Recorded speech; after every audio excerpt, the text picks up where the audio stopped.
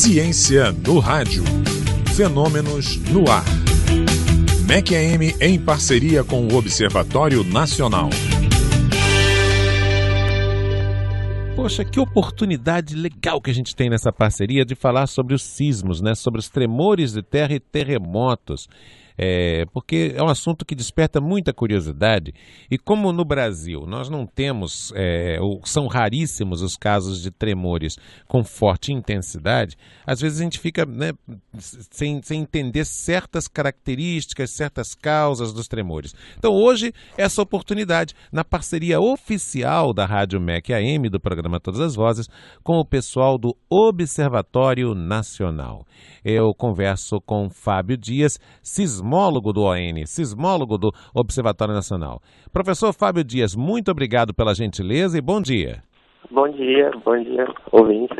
Pois é, vamos falar um pouquinho sobre esses aspectos, porque isso é muito didático e interessante. Primeiro, o que são os sismos, né? O que são exatamente eles? Bom, um terremoto é definido como uma liberação instantânea de energia acumulada nas rochas, através de algum processo de ruptura associado a alguma falha geológica. Então, seria alguma coisa análoga como se você tivesse um macarrão e quebrasse o macarrão, certo? Então, você começa a entortar o macarrão até que ele quebra. Então, a sua força seria análoga ao que a Terra está fazendo, né? E esse processo de ruptura do macarrão seria o terremoto. Ou seja, são as placas tectônicas que vão se movendo e movendo, criando rupturas. É como se fossem umas fraturas, né? O pessoal tem uma fratura ali no osso e dá aquela mexidinha no osso por causa da fratura. Isso. Agora, olha que legal, isso aqui pode ser usado, atenção, meu amigo ouvinte, minha amiga ouvinte, isso aqui que eu vou perguntar ao nosso entrevistado, pode ser utilizado para o Fábio Dias, sismólogo do Observatório Nacional, pode ser utilizado até para você fazer bonito, você que está me ouvindo, fazer bonito numa festa, numa conversa de amigos, que é o seguinte, existe diferença entre os termos tremores de terra e terremotos? São coisas diferentes? Um é subconjunto do outro? Como é que é? Sim, então, todas essas palavras, assim, sismos, tremores de terra e terremotos, estão associados a essa liberação instantânea. Aqui no Brasil, nós usamos mais terremotos para sismos fortes, então seria magnitude maior do que 5 ou 6, certo?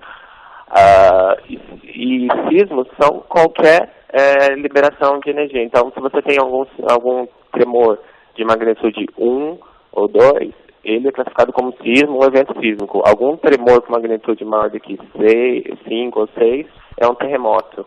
Então é correto dizer que o Brasil não tem, ou raramente tem terremotos, quer dizer, acima de 5 na escala Richter, mas recorrentemente tem tremores de terra, pequenos tremores de terra.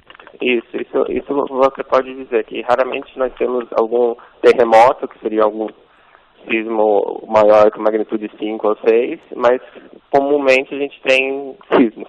Uhum.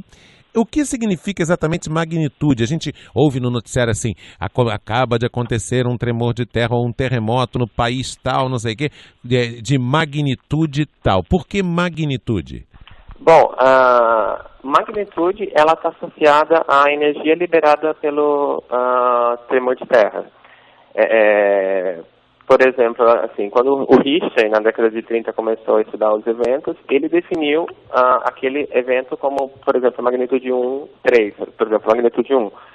Então, essa é uma escala relativa, ela compara a energia liberada entre os terremotos.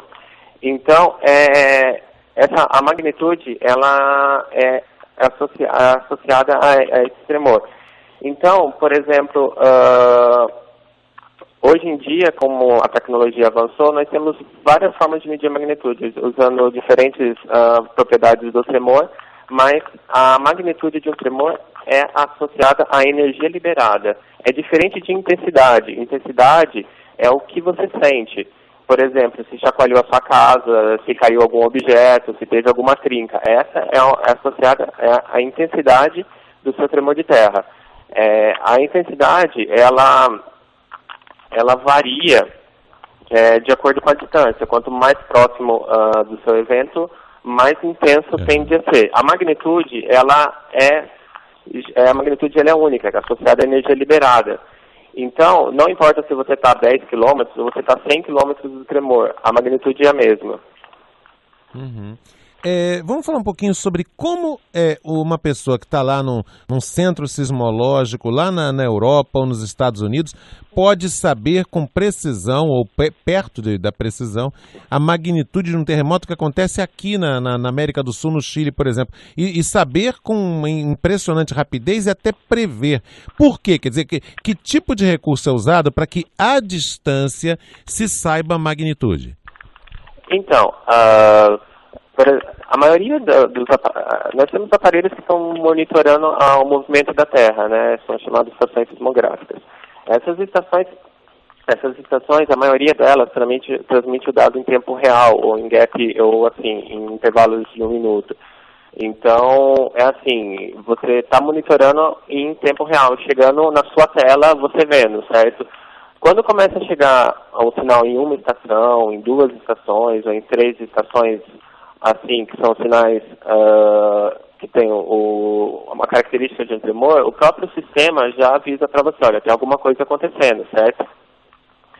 Aí, com isso, como está chegando em várias estações, e as ondas sísmicas, elas viajam numa velocidade, assim, até impressionante, 6 km por segundo, 8 km por segundo, numa região, por exemplo, como Chile, que tem bastante estações assim, você consegue saber com uma enorme rapidez que está acontecendo alguma coisa, certo?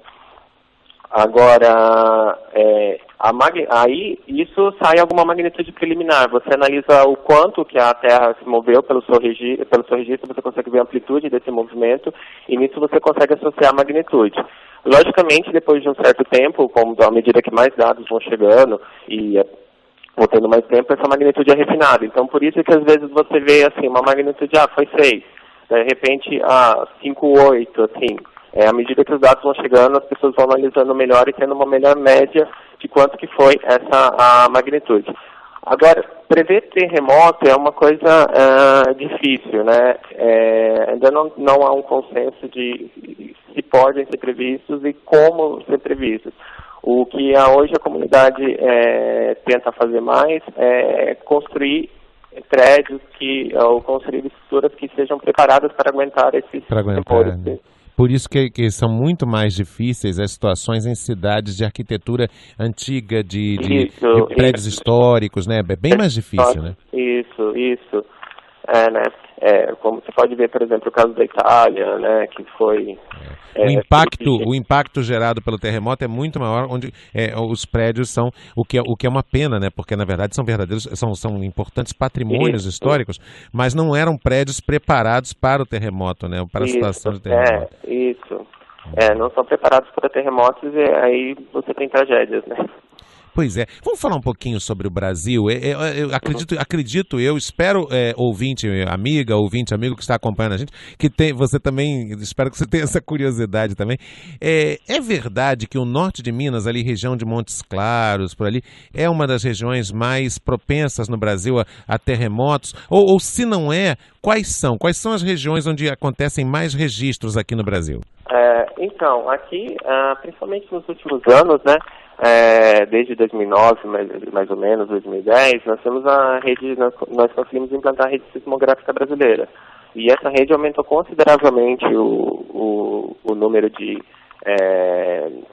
eventos que nós conseguimos estudar, certo? Porque antes, por exemplo, aconteceu de magnitude 4, mas a estação mais próxima estava a 1.000 quilômetros. Isso era difícil de ser estudado. Aí, hoje em dia, está a 100 quilômetros, já ajuda bastante você a detectar. Nisso, nós conseguimos conhecer um pouco melhor a nossa sismicidade, certo? Então, por exemplo, o norte de Minas Gerais, que é Montes Claros, Itacarambi, tem uma grande história sísmica, né? Por exemplo, lá teve a única vítima de tremor do Brasil, que foi uma menina que desmoronamento de casa, certo? Outras regiões sísmicas que nós podemos, assim, citar aqui no Brasil no Acre, Entretanto, essa sismicidade aí do Acre é uma sismicidade mais profunda, né? Em torno, por exemplo, de Minas Gerais, os sismos acontecem em torno de 10 quilômetros. Lá no Acre é mais profundo, 500 quilômetros, assim, está associada à subdução da placa de Nazca aqui na América do Sul.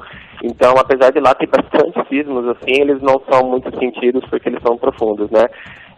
O maior sismo aqui do Brasil, ele aconteceu em Porto dos Gaúchos, em 55, a magnitude dele foi 6,2, e esse você pode falar que foi um terremoto, né? E curiosamente, e também na região Nordeste ela tem uma grande história sísmica, Cabaceira do Potiguar, alinhamento de Pernambuco, o próprio caso de João Câmara no final da década de 80, início da década de 90, são grandes regiões sísmicas também. Aqui no Sudeste, na parte sul, nós temos o maior sismo, foi um 6,1, que aconteceu também em 1955, o mesmo ano do Porto dos Gaúchos, perto do litoral de Vitória. Uhum.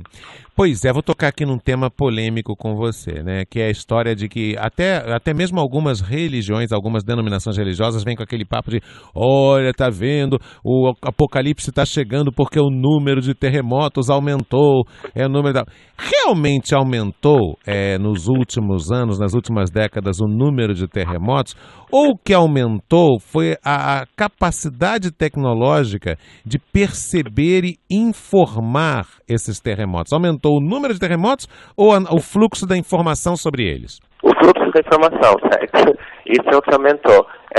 Como eu te falei, com essa implantação da nova rede, nós conseguimos detectar tremores que antes não eram percebidos, certo? Então, hoje em dia, com as redes sociais, tudo flui mais rápido. Então, o número aqui no Brasil, ele não aumentou, isso não é verdade. O que vem aumentando é a divulgação e o fluxo da informação. Tanto que você pode ver que os dois maiores sismos do Brasil aconteceram em 55, certo? Os dois maiores que já foram registrados. E por exemplo, desde 2000, 2010, o maior sismo foi um de aproximadamente magnitude 5, que foi perto de São Vicente, em São Paulo.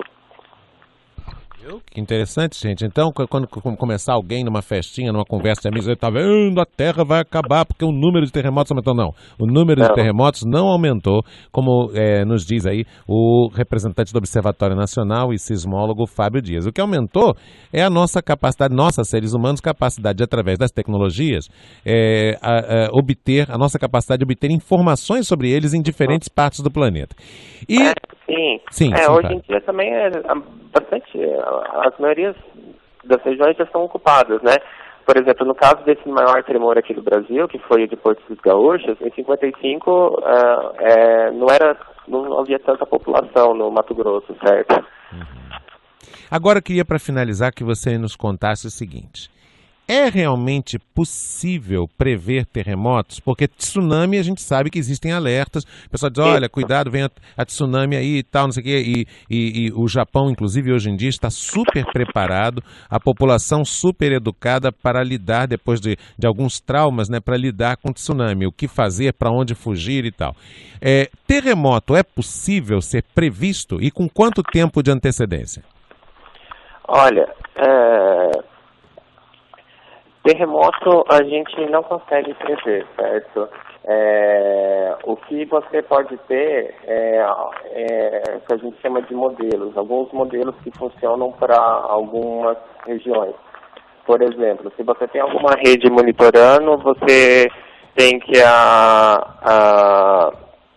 ali começa a acontecer você tem alguma rede assim de estações monitorando e ali começa a acontecer um número maior de tremores do que normalmente acontece. Por exemplo, isso que a gente chama de, por exemplo, pré-choque, certo? Que seria que antecede o grande tremor. Tem algumas regiões, por exemplo, na China, é muito falado sobre os animais começam a ficar agitados. Tem alguns trabalhos que começam a estudar a variação do radônio no ar, que esses pré-tremores liberam algumas fraturas, essas fraturas liberam o radônio, que essa diferença de concentração pode prever o grande tremor. Mas isso são só modelos, às vezes funcionam, às vezes não funcionam. Não é possível prever terremotos. O que a gente, como eu te falei, o que a gente recomenda hoje é melhorar a construção, estudo de materiais de baixo custo, que melhorem as construções para elas consigam suportar algum tremor. Olha, Fábio, eu queria dizer para você que foi muito legal conversar contigo. Você fala de uma maneira muito clara sobre as coisas, muito fácil de entender. E nós pudemos aqui tirar uma série de dúvidas comuns no cotidiano, nas conversas com amigos e tal, sobre terremotos. Quero ter essa oportunidade de falar com você, de repente, no nosso segundo semestre aqui, voltar a falar com você sobre esse assunto. Tá bom, Fábio? Sem problemas. Professor Muito Fábio obrigado. Dias, eu que agradeço. Professor Fábio Dias, sismólogo do Observatório Nacional, conversou com a gente aqui, viu? Desfez inclusive alguns mitos. Entre eles esse de que o número de terremotos está aumentando.